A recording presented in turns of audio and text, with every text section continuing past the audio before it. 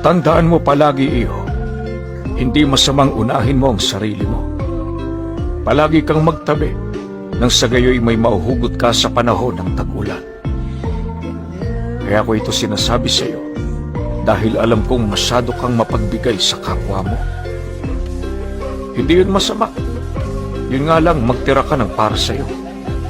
Alalahanin mo, responsibilidad mo ang sarili mong buhay. Kapag bumagsak ka at mabigo, kasalanan mo yun.